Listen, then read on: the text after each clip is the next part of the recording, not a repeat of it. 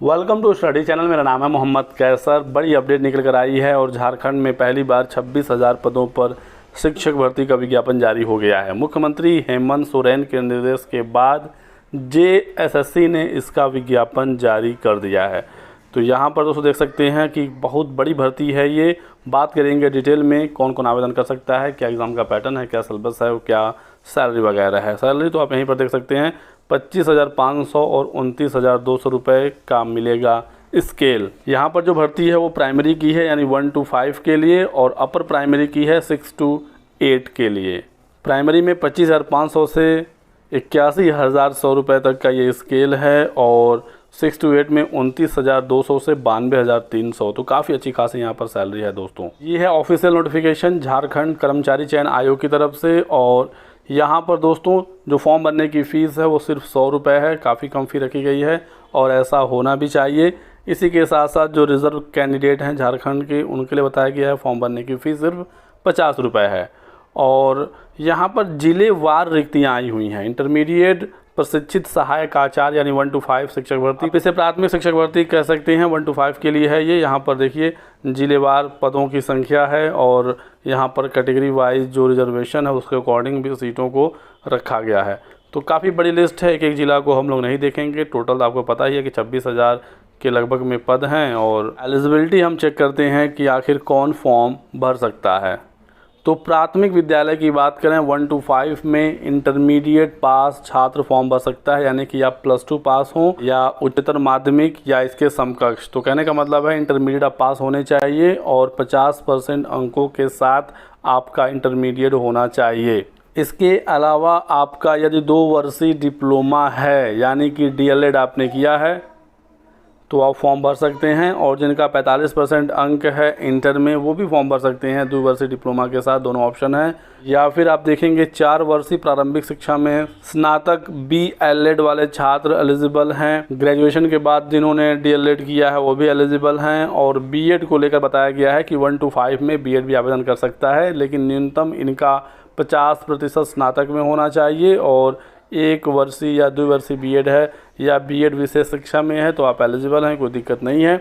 और ज्वाइनिंग के 2 वर्ष के भीतर 6 माह का जो ब्रिज कोर्स करना होता है, ये यहाँ पर भी कंडीशन रखी गई है। तो BEd को हर जगह प्राइमरी में रखा जा रहा है, चाहे वो जो भी भर्ती हो। अभी आपने KVS हाल ही में देखा या NVS वगैरह में, तो ये चीज़ें हैं। लेकिन यहाँ पर सबसे इम्पोर्टेंट जो जानकारी हो यहाँ पर है एवं, यानी इन सब कंडीशन के साथ आपके पास ये होना ज़रूरी है। ये क्या है? राष्ट्रीय अध्यापक शिक्षा परिषद द्वारा निरूपित मार्गदर्शी सिद्धांतों के अधीन झारखंड सरकार द्वारा 1 to 5 के लिए आयोजित शिक्षक पात्रता परीक्षा यानी JTET आप उत्तीर्ण होने चाहिए। तो यहाँ पर दोस्तों ऑप्शन में CTET को नहीं रखा गया है। जो झारखंड की शिक्षक पात्रता परीक्षा 1 to 5 वाला पास है वही प्राइमरी में आवेदन कर सकता है। तो यहाँ पर दोस्तों खेल हो गया है। कहने का मतलब ये है कि अदर स्टेट को सीधे सीधे बाहर नहीं किया गया है, कहीं पर भी ऐसी कोई कंडीशन नहीं है। लेकिन JTET परीक्षा अनिवार्य कर दिया गया है और इस अनिवार्यता की वजह से अदर स्टेट के छात्र ऑटोमेटिकली बाहर हो जाएंगे। जैसे बिहार में डायरेक्ट डोमिसाइल नीति लगा दिया गया था, लेकिन बाद में उसे सरकार को हटाना पड़ा क्योंकि वो आर्टिकल 16(2) का सीधे सीधे उल्लंघन था। लेकिन झारखंड में डोमिसाइल नीति लागू नहीं है, लेकिन JTET अनिवार्य किया गया है, तो इस वजह से अदर स्टेट बाहर हो जाएंगे। जैसे कि बिहार में 1 to 5 में तो CTET उन्होंने रख दिया था BTET के साथ, तो समस्या नहीं हुई। लेकिन 9, 10 और 11, 12 की जो शिक्षक भर्ती थी वहाँ पर उन्होंने STET अनिवार्य कर दिया था। और STET अदर स्टेट वाले पास थे नहीं, तो वहाँ पर अदर स्टेट बाहर हो गया। तो 9, 10, 11, 12 में बिहार में भी अदर स्टेट को बाहर ही समझिए, सिर्फ 1 to 5 में ही एलिजिबल हैं। लेकिन यहाँ पर झारखंड में 1 to 5 में ही JTET अनिवार्य है। और 6 to 8 की बात करें, स्नातक प्रशिक्षित सहायक आचार्य कहा जाता है 6 to 8 अपर प्राइमरी की। तो यहाँ पर भी जो अनिवार्यता है JTET की वो रखा गया है। यहाँ पर 6 to 8 वाला JTET पेपर आप पास होने चाहिए। तो ये चीज़ आप बिल्कुल क्लियरली समझ गए। अब 6 to 8 में जो एलिजिबिलिटी है वो क्या है? तो न्यूनतम 50% अंकों के साथ स्नातक और द्विवर्षीय डिप्लोमा भी यहाँ पर चल जाएगा। BEd भी एलिजिबल है, समस्या नहीं है।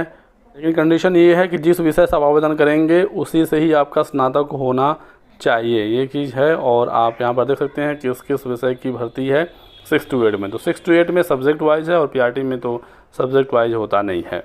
एज लिमिट 21 साल है, अपर एज लिमिट 40 साल है, कैटेगरी वाइज रिलैक्सेशन भी है।